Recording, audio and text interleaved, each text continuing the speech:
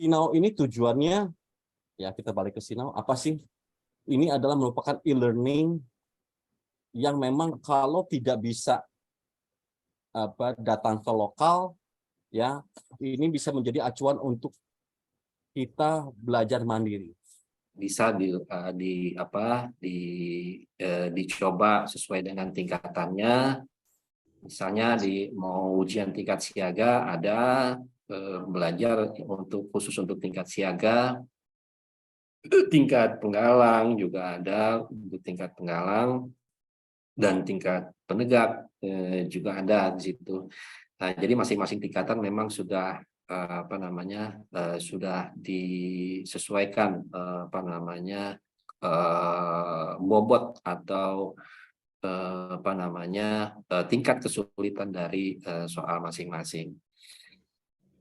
Nah, nanti setelah belajar Sinau, kebetulan di aplikasi itu bisa diterbitkan sertifikat penyelesaian seperti ini. Nah, ini sebenarnya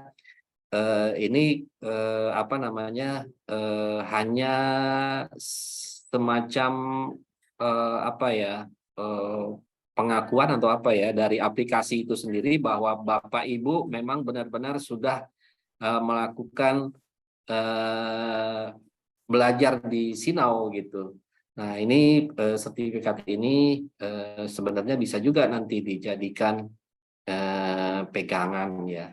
Kemarin ada usul juga bahwa sertifikat ini misalnya bisa dijadikan rekomendasi untuk mengikuti ujian. Misalnya Orda mengadakan pelatihan Sinau kepada anggota, ada anggota yang ikut. Nah, ketika anggota itu sudah dibimbing ikut Sinau, mendapatkan sertifikat. Nah, sertifikat ini bisa dijadikan sebagai rekomendasi, misalnya bahwa yang bersangkutan bisa mengikuti ujian. Entah itu apakah itu ujian naik tingkat gitu kan, atau ujian mengulang ya. Mengulang kalau nggak salah harus ada rekomendasi juga. Nah, ini kira-kira apa yang bisa dilakukan di aplikasi Sinau. Nanti Bapak Ibu bisa mencoba, dan ada Om Bobi, ada Pak Ian Falah, mungkin bisa membantu Bapak Ibu. Sekali lagi Bapak Ibu ya, saya menekankan dari sisi regulasi ya Bapak Ibu. Saya balik lagi ke ke regulasi. Ini sangat penting ya Bapak Ibu. Karena sanksi ini akan berat sekali ketika Bapak Ibu melanggar regulasi-regulasi yang sudah ditetapkan ini, khususnya regulasi yang yang sudah diatur secara nasional. Nah, ketika melanggar ketentuan teknis misalnya dan menyebabkan gangguan, dan gangguan itu mengakibatkan hilangnya nyawa orang, misalnya gangguan penerbangan, navigasi kapal laut. Nah, itu hukumannya bisa pidana Bapak Ibu ya. Jangan sampai lah gitu. Kalau mau dihukum ya hukum cabut IAR aja lah gitu kan. Nah, itu pun janganlah. Dicabut IAR kan nanti Bapak Ibu tidak bisa mengoperasikan stasiun amatir radio lagi gitu. Harus ujian lagi, susah payah lagi, dan itu pun tidak langsung direkomendasikan karena apakah memang Bapak Ibu secara perilaku sudah benar-benar mengikuti rule of the game atau aturan yang sudah ditetapkan mengenai amatir radio ini. Saya kira itu Bapak Ibu sekalian dari saya tidak berlama-lama, mohon maaf, ini persis jam 9 karena saya kebetulan ada rapat lain lagi dengan yang lain. Nah, ini kebetulan masih di rumah, jadi memang sengaja saya tunggu di rumah dulu karena jam 8 ya tadi ya acaranya. Kalau saya pergi nanti takutnya di jalan, ternyata malah ketua balmunnya, ketua kalokanya malah udah pergi duluan, tapi nggak apa-apa. Jadi demikian Bapak Ibu. Paparan dari saya hanya menekankan dari sisi regulasinya saja. Untuk teknisnya silakan, dan untuk diskusi silakan nanti mohon bantuan ya Pak Ian Falah, nanti bisa dengan Pak Ian Falah dengan Pak Ubi, dan juga mungkin ada Pak Joko Susilo Mardiono YB 1TJ juga ada di situ, mungkin bisa nanti mungkin apa namanya sambil jalan kalau saya sudah sampai di tempat rapat mungkin saya bisa ikut join lagi dan bisa ikut diskusi, mudah-mudahan. Saya kira itu ya Pak Febri dari Siap. saya. Silakan dilanjut kembali. Mohon maaf apabila ada kekurangan dan kata-kata yang salah. Saya mohon maaf. Akhir kata saya ucapkan terima kasih. Wassalamualaikum warahmatullahi wabarakatuh. Waalaikumsalam warahmatullahi Waalaikumsalam warahmatullahi wabarakatuh. Ya, terima kasih Pak Budi atas materinya, penyampaian. Semoga apa yang disampaikan dapat dimanfaatkan secara maksimal oleh teman-teman di lapangan. Terima kasih. Untuk selanjutnya mungkin materi dari Pak Bobi Opus. Silakan Pak. Oke, baik. Assalamualaikum warahmatullahi wabarakatuh. Kedengeran nggak kira-kira ini? Siap, kedengaran Pak. Benar, jelas ya? Oke, baik. Siap. Yang terhormat Pak Budi dari Direktorat Operasi Dirjen SDPPI ya, juga teman-teman di Pak Loka, Pak Bobi, dan teman-teman para amatir juga rekan-rekan yang ada di banyak ini, ada Balmon Loka Kendari ya, dan yang lain-lain juga. Oke, selamat pagi, salam sehat semua. Ya, perkenalkan, nama saya Bobi Nurhasin Halik. Call sign saya Yankee Bravo One Golf Bravo November. Ya, kebetulan saya saat ini di bidang pendidikan dan diklat Orali Pusat. Juga teman-teman ada yang dari Orali Pusat juga. Selamat pagi Om Joko, Om Jin, juga dari bidang milenial juga ya. Oke, baik. Saya akan menjelaskan bagaimana itu sinau ya, bahwa betul tadi apa yang dijelaskan Pak Budi tentang sinau itu dan apa yang kita hadapi tentang materi-materi ujian khususnya yang akan diujiankan di UNAR itu ya memang materinya adalah materi yang sudah didesain oleh ITU. Jadi mengacu pada M1544. Nah, jadi suka atau tidak suka bahwa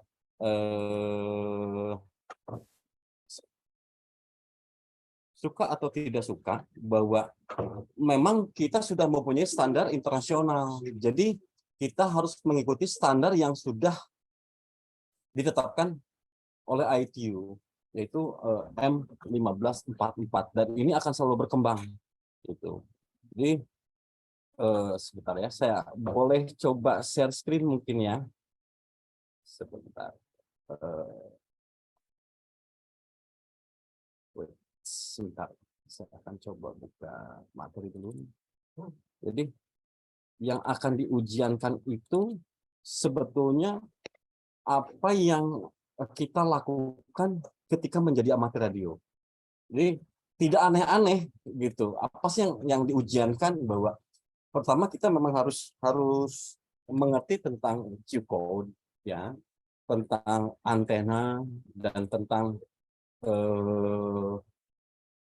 elektronik ya. Sebentar,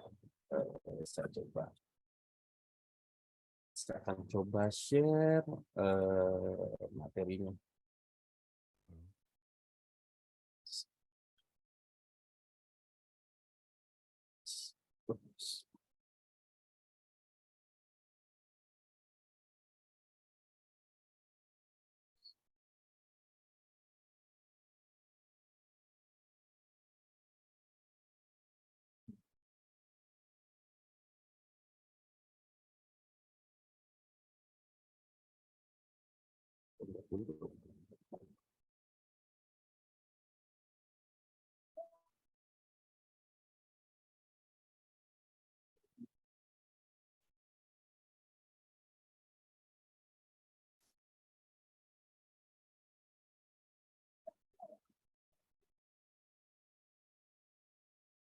Saya akan share ya. Oke. Ini kelihatan nggak ya, rekan-rekan? Kelihatan Pak Bobi. Kelihatan ya? Oke. Kelihatan Pak. Baik. Kebetulan rekan-rekan di Orpus dan teman-teman di Pokja Unar sebetulnya sudah membuat buku ya, yang mana materinya adalah sudah disusun sedemikian rupa agar memudahkan teman-teman dalam belajar menguasai soal-soal UNAR. Ini kelihatan ya? Oke. Nah, di dalam pembahasan ITU itu, ya, bahwa menjadi seorang siaga, ya, itu atau amatir radio itu harus menguasai tentang regulation, yaitu adanya international regulation dan domestic regulation. Ya. Kita ya mohon maaf lah, banyak sekali sebelumnya anggota ORAR ini tidak mengetahui apa itu ITU, apa itu IARU, banyak yang terbalik-balik. Ya. Makanya kami dari bidang Diklat dan Pendidikan ORAR Pusat ya membuat sebuah buku pedoman yang mana nanti kita akan kirimkan ke Orda dan lokal ya, agar bisa menjadi sebuah acuan pembelajaran buat anggota amatir radio ke depan ya. Di sini ini merupakan pedoman-pedoman yang mana soal-soal untuk ujian amatir radio itu kita sudah rangkum, ada di sini ya, tentang elektronik, tentang pembagian region IARU ya, aturan domestik semua ya. Ini betul-betul kita sudah desain dan sudah kita masukkan menjadi sebuah buku panduan. Jadi ada seri brand plan, misalkan teman-teman siaga itu bermain di mana. Nah, ini juga nanti bisa di-print ya. Kita sudah buatkan ada band plan 40 meter. Ini kelihatan ya? Rekan-rekan? Kelihatan nggak ini? Faldo? Kelihatan Pak. Kelihatan ya? Google Drive-nya Pak kelihatannya. Oh, sorry. Google Drive. Google Drive-nya ya kelihatannya ya. Oke. Bentar. Saya buka di Google Drive ini kalau gitu.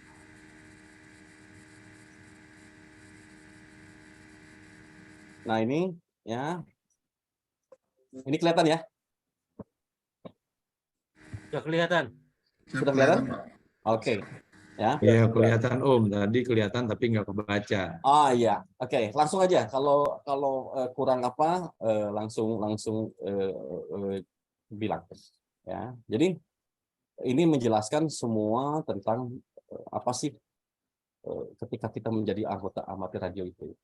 Ketika kita menjadi anggota ORARI, ada yang sangat-sangat membedakan bahwa kita ini sudah go internasional, membawa nama negara, membawa nama Indonesia ke kancah internasional. Jadi, ya kan, meskipun tingkat siaga yang hanya kita memakai di VHF, ya anggap saja, tapi pemerintah sudah memberikan domain yang begitu luas. Kita bisa memancar di 80 meter, bisa memancar di 40 meter, 15 meter ya, dengan digital, ya 10 meter SSB. Jadi memang pemerintah sangat baik hati sekali. Namun kita juga harus punya tanggung jawab yang memang betul-betul kita pangku gitu loh. Jadi ketika menjadi seorang siaga itu ya kan kita punya tanggung jawab yang lebih ya, membawa nama negara. Kadang-kadang saya suka sedih juga nih, banyak cerita, saya kan hanya di 2 meter. Ya mungkin teman kita yang di 2 meter, tapi banyak juga rekan-rekan kita yang sudah memancar ke luar negeri, keliling dunia. Ya. Dan itu harus sangat-sangat mengerti gitu. Itu yang membedakan kita, marwah kita sebagai ORARI, ya, organisasi yang memang sudah mempunyai kancah di dunia internasional. Gitu. Jadi ketika kita mengudara kawasan Yankee, Delta One, ya misalkan Yankee Bravo, apalagi ya kita sudah bisa menyeimbangi gitu kan dengan amatir-amatir luar. Nah, jangan sampai ketika ber-KSO dengan amati luar kita tidak mengerti apa-apa, sedih. Nah, dan mereka akan berpikir, loh ini kok standarnya kemana? Sementara standar soal itu sama, ya. ITU sudah memberikan standarisasi regulasi, yaitu ITU M1544. Nah, dengan ini makanya Orpus beserta tim kita membuat buku. Mudah-mudahan ini akan segera kita sebarkan untuk teman-teman di kota dan lokal, ya. Oke, kita fokus ke Sinau, ya. Om Bobi, apa betul Sinau itu akan lulus? Ya. Banyak rekan-rekan yang belajar di Sinau itu tingkat kelulusannya tinggi. Jadi hari ini ada 4.600 pengguna Sinau. Ya. Ini akan terus bertambah dan luar biasa. Statistik itu tidak bohong. Orang yang membuka Sinau tingkat kelulusan lebih tinggi. Bisa dicek. Silahkan bisa minta mungkin data ke SDPPI, nanti di SDPPI kan ada data kelulusan. Saya selalu mengecek siapa aja yang lulus, yang terdaftar di kelulusan di webnya SDPPI, dan saya akan ngecek dengan Sinau. Rata-rata orang yang membuka Sinau itu kelulusannya 100%. Jadi tingkat kelulusannya tinggi. Gitu. Nah, artinya apa? Artinya soal yang ada di Sinau itu sama dengan yang keluar di soal aslinya. Memang soal aslinya pun juga sama dengan soal yang di Sinau. Namun probabilitasnya, ya, itu kan sama-sama diolah ya, dikocok ya soal itu. Mungkin soal yang hari ini di Jakarta ya dengan yang di ini karena porsinya mungkin 100 soal, soalnya sementara ada 500 ya. Itu perubahannya kita tidak tahu kadang-kadang mana soalnya akan muncul. Gitu. Teman saya kemarin ada yang lapor ya, Bandung nilai 100 minggu kemarin ujian. Selalu berlatih di UNAR, 100 poin, luar biasa. 3 bulan lalu ada anak SMP kelas 1 lulus. Belajarnya mana? Sinau. Ada SD juga kalau nggak salah lulus juga Sinau juga. Saya selalu cek di database Sinau dan mereka memang belajar di Sinau. Teman-teman di Palembang juga ya, itu belajarnya sampai buka Sinau itu sampai 40 kali dan lulus. Kemarin ada yang laporan yang berumur 77 tahun belajar di Sinau lulus dengan tingkat dengan nilai 86. Artinya apa? Artinya bahwa Sinau itu memang tempat berlatih kita, ya, tempat untuk menguji ya bagaimana pengetahuan knowledge kita sebagai di mana soal-soalnya memang sama persis dengan yang ada di soal ketika saat ujian nanti gitu. Nah, bagaimana cara masuk Sinau ya? Masuk Sinau itu simple. Karena sebuah kewajiban ketika kita menjadi anggota orari, tolong dicatat, wajib harus tahu yang namanya website IAT Ikrab ya. Oke. Kalau di Google itu sebentar.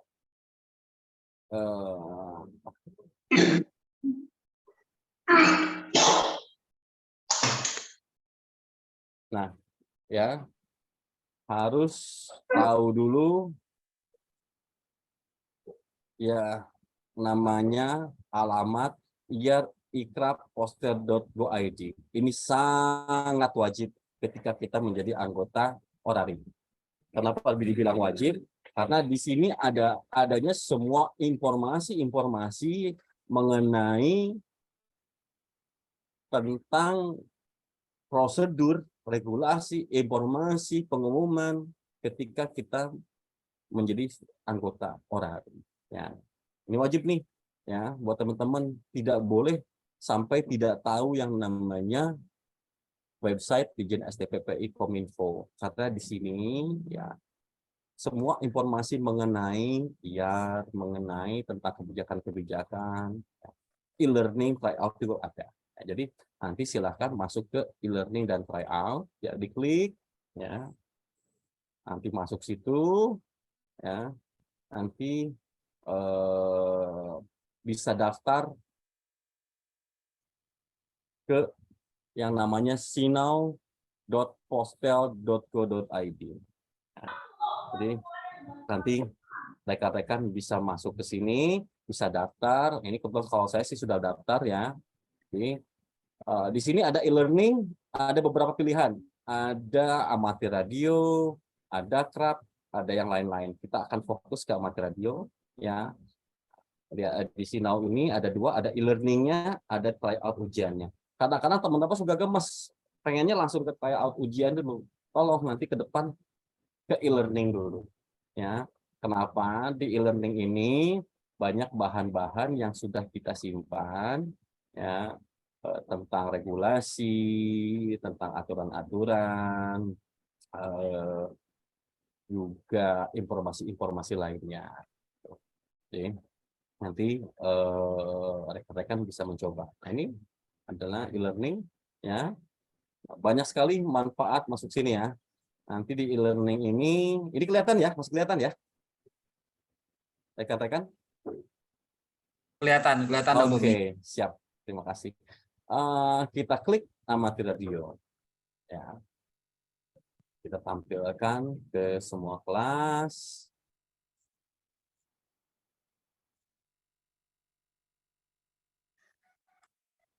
Om Bobi, Ya. minta informasi sebentar Om Bobi. Boleh, silakan.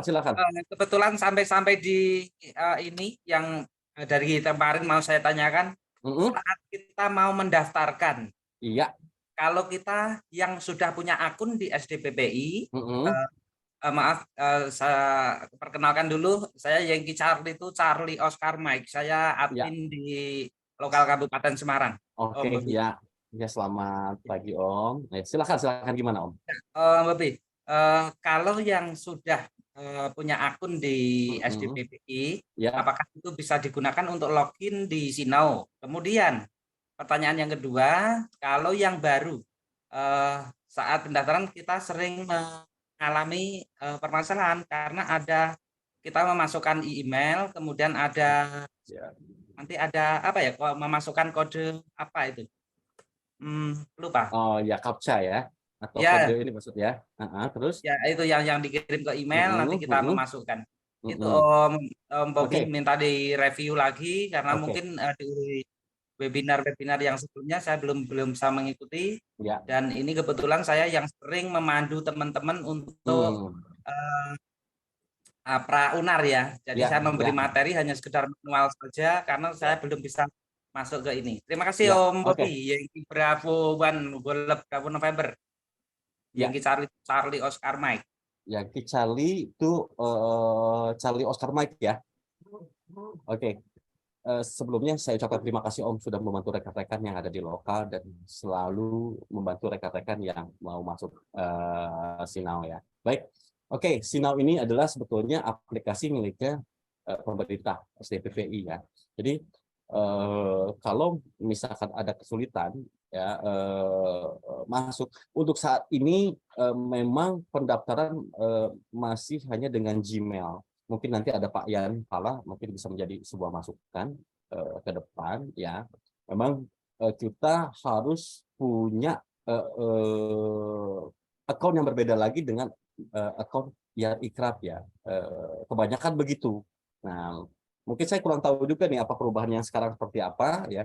Cuma kalau kemarin-kemarin email yang digunakan itu email Gmail biasanya atau email yang lain pun bisa ya. Jadi memang akunnya terpisah gitu untuk masuk ke Sinau. Nah, teman-teman rata-rata ketika mau masuk ke Sinau itu kesalahannya adalah pada saat mendaftar. Saya akan coba keluar dulu ya. Saya akan kasih contoh ya. Kesalahan-kesalahan yang paling sering terjadi. Ya, jadi kesalahan-kesalahan yang paling sering terjadi ketika masuk ke Sinau. Sebentar. Oke.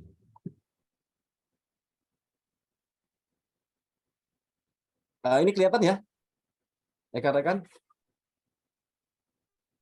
Iya, Kelihatan. kelihatan. Kelihatan ya. Oke, tolong dicatat ya. Saya akan coba daftar nih. Ya. Ketika daftar, ya, ini banyak banget yang salah. Ya. Banyak banget yang salah. Itu ketika pertama penulisan password biasanya. Nah, nama pengguna biasanya kan kalau daftar akun baru ya.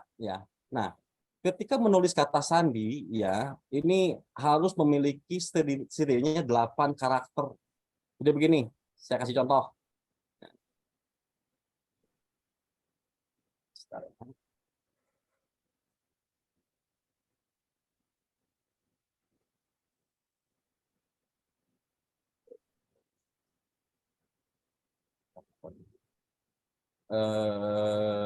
Ini kelihatan nggak? Sorry. Ini kelihatan ya, sebentar. Oke. Oh, sebentar.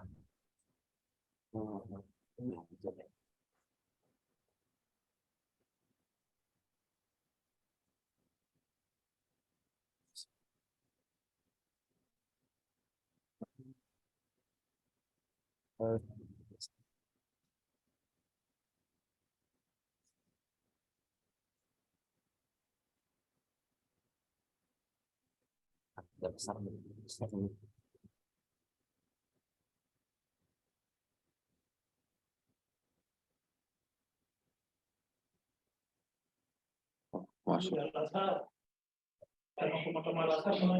Oh, Kalau di sini yang punya itu izin. Cem. Nah, ini kesalahan terbanyak pada saat daftar SIM Now ya, yaitu penulisan password. Ya.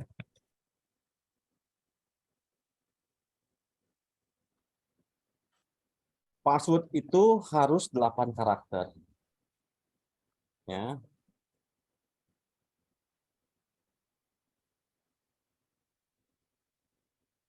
Yang berbeda-beda. Harus ada angka, dicatat ya. Harus ada huruf besar.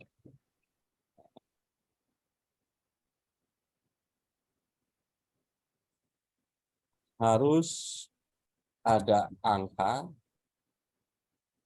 Harus ada tanda ya. Contoh koma ya. Koma, titik, crash, tanda lain-lain lah ya. Dolar.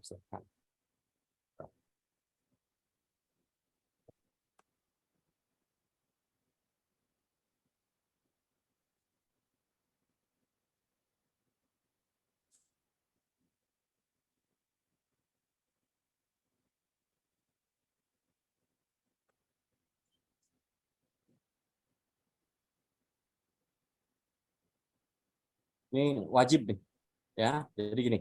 Contoh penulisan password.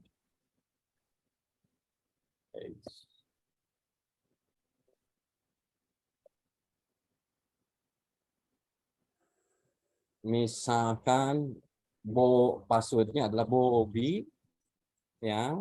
Ada tanda crash ya. Misal 8 karakter ya. 1 2 3 misalkan. Ada huruf besarnya, ada huruf kecilnya, ada huruf huruf kecil, ada tandanya, ada angka. Misalkan lagi ya, see now passwordnya. Nah, now bisa 2023. Nah, ini teman-teman kadang-kadang tidak ngeh nih waktu bikin. Ya, biasanya ya passwordnya standar. Itu kebanyakan rata-rata yang salah. Ya. Jadi pada penulisan pembuatan kata sandi di sini, nah ini ya rata-rata kebanyakan yang salah di sini. Ya, itu.